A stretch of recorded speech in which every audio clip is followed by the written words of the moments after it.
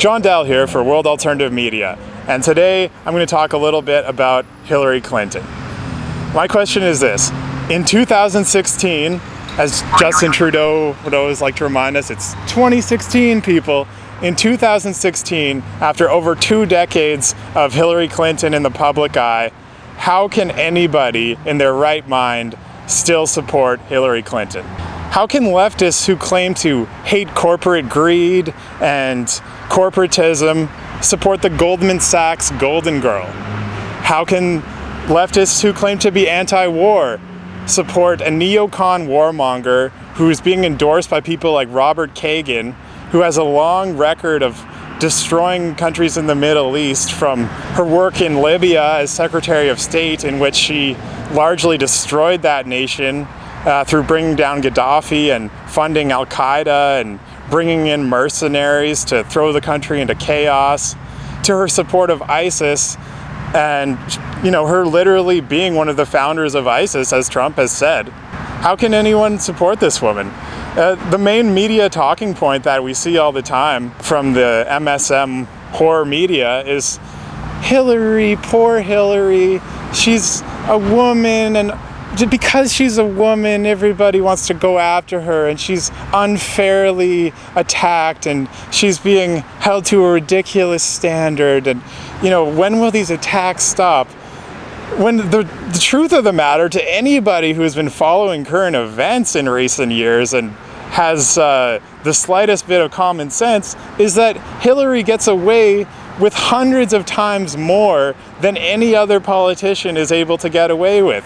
Just one of the scandals surrounding Hillary Clinton would be enough to bring down an average politician, from the Clinton Foundation to Benghazi to her support of the disaster in Libya. All these things would be enough to ruin someone else's career, but with the whole media rallying around Hillary day and night, she's somehow able to hang on, and with the political establishment doing all they can to prop her up as well. Let's just focus on one issue: the Clinton Foundation.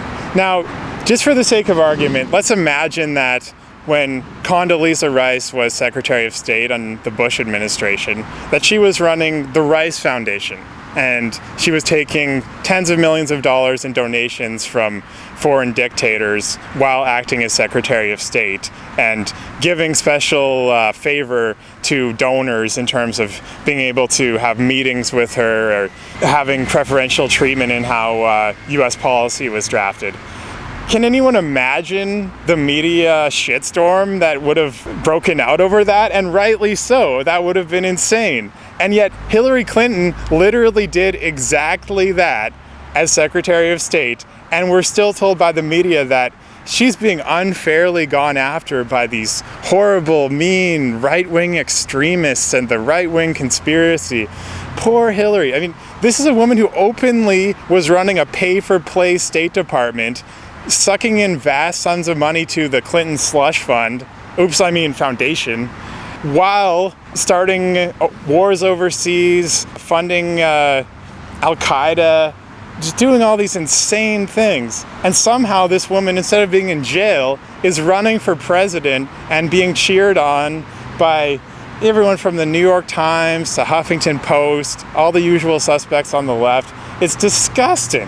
The idea that Hillary's getting a free pass is just about the silliest thing I've ever heard. One of the favorite things of the boomer liberals who tend to love Hillary, the delusional old sandaled hippies who just think she's so great and, smile over her while eating their Ben & Jerry's ice cream. They love to bring up Watergate. Watergate was the real conspiracy, the only real conspiracy that ever happened in history. Everything else is just something right-wing nuts believe in, but Watergate was real. I mean, Hillary Clinton has about 50 Watergates a day and gets away with it. I mean, if you compare what was going on in the Nixon administration with, a little bit of missing tape what happened to that? And oh, Nixon was going to use the IRS to go after some of his political enemies, which, you know, Obama got caught doing with over 10,000 conservative groups. These type of scandals are just happening every day with Hillary. The worst scandals we've ever seen, and she's somehow still on her feet. Maybe not physically, as we see with her health, but metaphorically, she's somehow still politically alive. I mean, what will it take to bring her down? Let's just look at some of the scandals, a little brief overview. So we've got Vince Foster. I don't really think I need to tell Wham viewers very much about that. Was probably murdered by the Clintons. We've got the Clinton Foundation embezzling donations to evade taxes while criticizing those involved in the Panama Papers. We've got Benghazi, arming ISIS, as already referred to. Pardongate, in which on his last day as president, Bill Clinton pardoned 140 people, including freeing Mark Rich, who had given a sizable donation to the Clinton Foundation, and FALN terrorists who had been convicted of multiple homicides in the 1970s, who were apparently freed as a political favor to one of Hillary's big donors for her Senate campaign.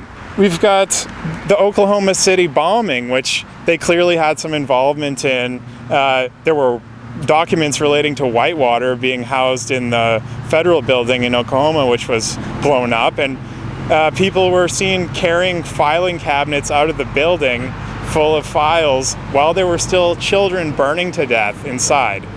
She is such a pathological liar that she even lies when there's nothing to be gained from the lie, and the lies are easily disprovable. A hilarious example of this was the multiple times that she claimed to have been named after Sir Edmund Hillary because her mother wanted her to know that she could do anything, even climb mountains. And of course, Sir Edmund Hillary was the first person to climb Mount Everest. Now, this sounds like a very nice story, but Hillary was born in 1947, and Sir Edmund Hillary first scaled Everest in 1953, so kind of falls apart a little bit there. And the most hilarious part of the lie was how she tried to walk it back after when she's claimed that her parents had an interest in beekeeping, because Edmund Hillary was a beekeeper prior to becoming famous for climbing Mount Everest.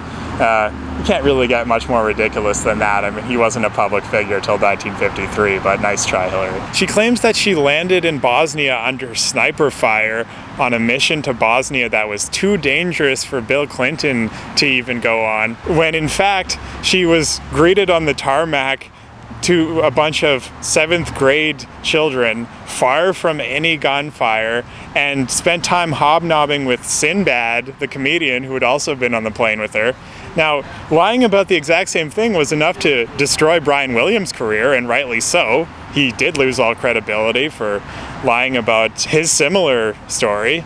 But with Hillary, it's just another day, another walk in the park. She claims she misspoke.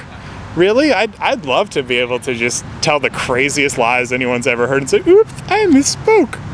I mean, how much time do you have, really, when it comes to Hillary? She's a murdering, lying sack of shit. She belongs, let's just say, in a prison cell, for the sake of this video. And let's get over the idea that poor Hillary deserves anything from us, other than our complete disdain and our complete opposition and our complete hatred. Hillary, you have gone too far, and it doesn't matter whether you win this election, your days are numbered. This is John Doull from World Alternative Media. Find the truth, be the change.